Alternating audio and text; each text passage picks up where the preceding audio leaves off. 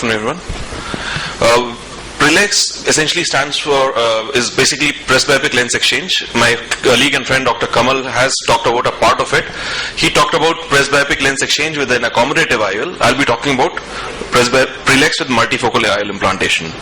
There's no financial interest that I have. Basically I believe that presbyopia or accommodative loss is probably the last frontier in both refractive surgery and cataract surgery. Exchanging the crystalline lens with multifocal or an accommodative IOL to correct for distance and near vision, it employs the advantages of a very highly refined present-day, modern-day phacoemulsification surgery and the improvements of late in the IOL technology. However, PRELEX still remains a controversial procedure. It may be done for some specific indications and usually not done for presbyopia alone, at least in my practice. In my practice, it rides piggyback over a refractive lens correction or an early cataract surgery.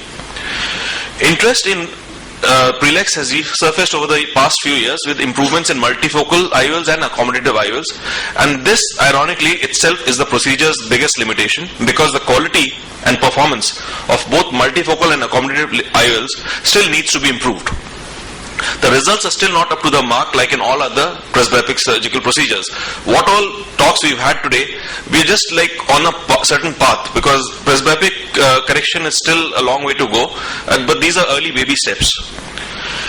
What happens is that as we age, and as Kamal rightly said, who are more than 40, we get more affluent, there's an improved quality of life, and that's the time, at around 40 when presbyopia hits us, limiting our quality of life and causing some sort of inconvenience. It also serves an unfortunate reminder of aging. In India, however, PRELEX may be difficult to comprehend because of the low emphasis on quality of life issues. However, this seems to be changing. Basically, the advantages of presbyopic lens exchange with a multifocal IOL are increased range of vision, decreased dependence on reading glasses, and a good distance correction. And it employs a very simple surgical procedure with proven experience. Let's look at the disadvantages. The quality of vision issue is the biggest issue.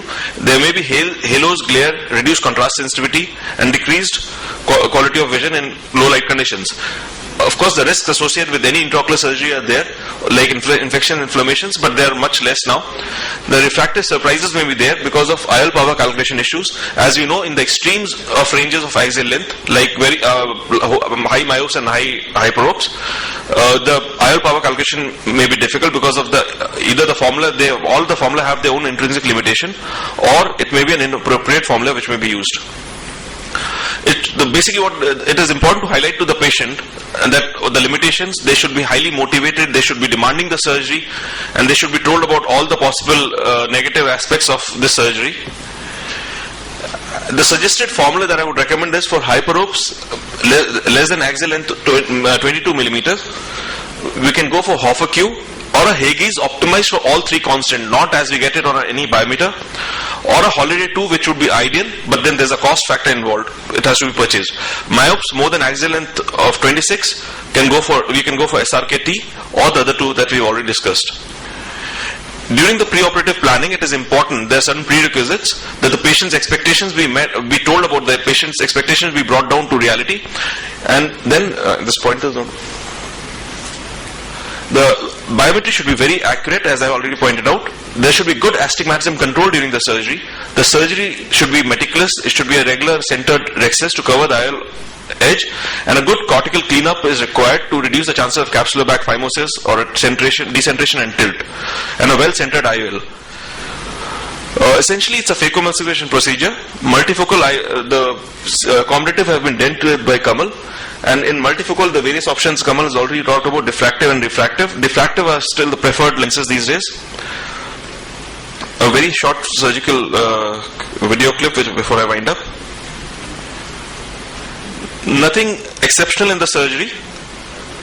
It is a time-tested phacoemulsification. I'll just skip those procedures. How much time do we have? No time? Okay, then let's just skip this. So basically a multifocal IOL is implanted. And in conclusion, these are early days for presbyopia correction, including PRELEX. The IOLs are the limiting factor as of today. Improvements in IOL technology may spur future interest. A careful patient selection and counseling is required. We should highlight the limitations of the surgery and prepare for the future by improving astigmatism control, having accurate biometry, proper formula usage, and a good surgical technique.